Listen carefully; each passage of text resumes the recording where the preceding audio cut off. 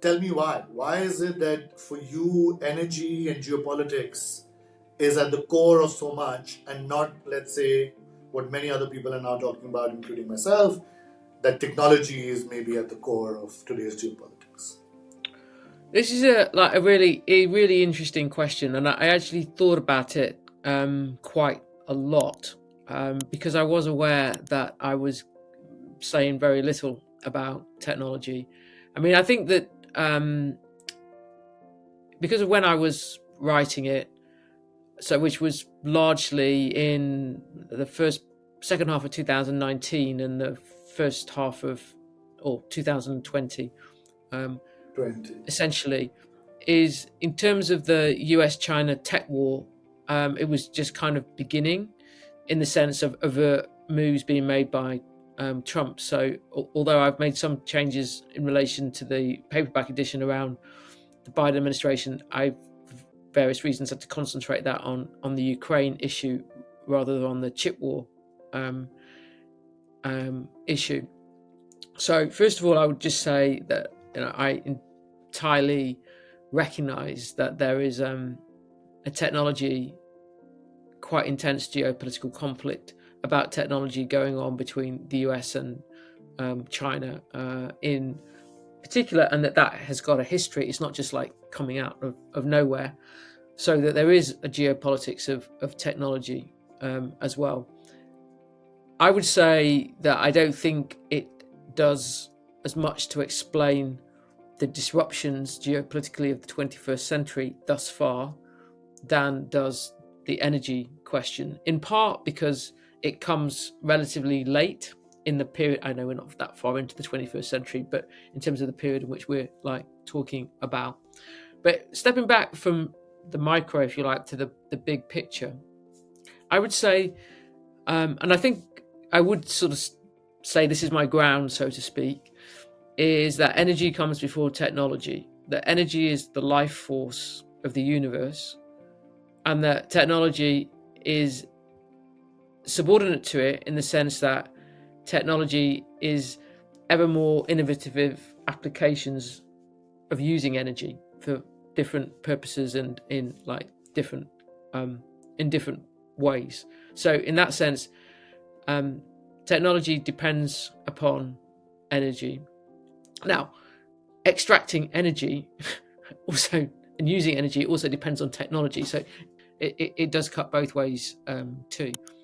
But I think that the reason why I think that energy is prior in the geopolitical story than technology is because you can see, I think, once you start, if you like, once you put the energy glasses on, so to speak, and you go back to the history of the world since the time when oil starts to become a significant energy source, and primarily it's for military reasons at the end of the 19th century, even though it's being used domestically for light at that point.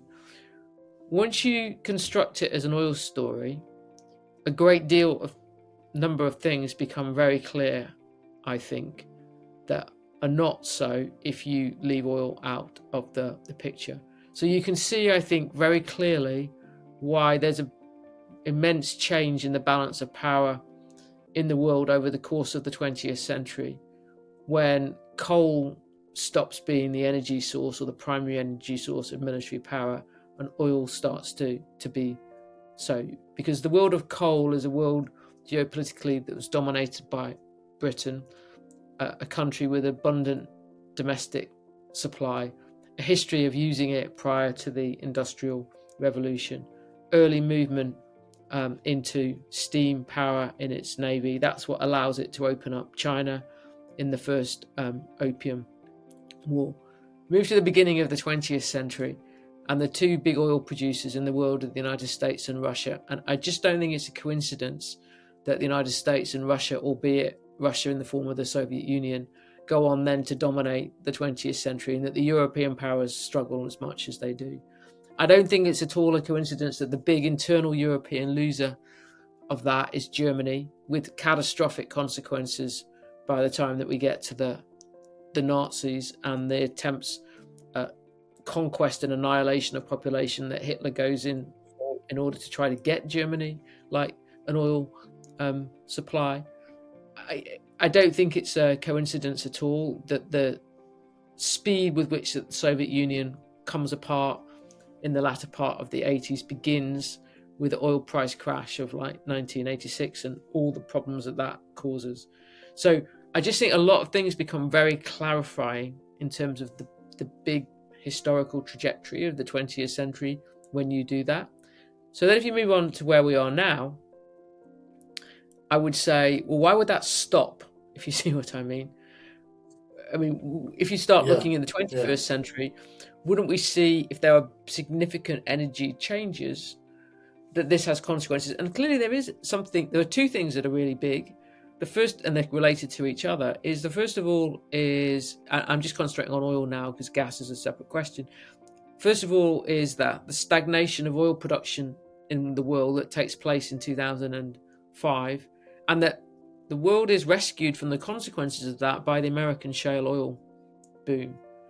And then you can see when you start looking just how profoundly disruptive shale oil is, because it completely upends the US-Saudi relationship as it's existed in the post-Second World War world. And then on top of that, there's not only shale oil, there's shale gas. That means that Russia has a competitor in the United States for European gas markets. And we can see what the consequences of these things these things are, and we can then see the economic consequences of needing effectively the monetary environment to support the shale oil boom.